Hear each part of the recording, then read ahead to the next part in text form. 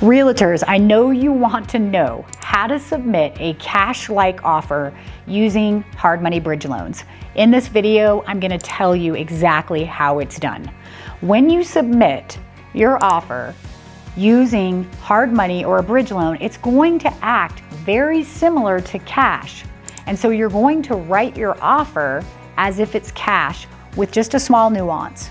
When you go to write in the amount of the purchase price on the line where it says cash, next to it, you're going to insert text that says, in parentheses, hard money loan or private money loan, right there on the same line. Then, in that same contract and offer, you're going to remove two contingencies. The first one is financing contingency. Remove it. The second one is appraisal contingency. We don't require appraisals.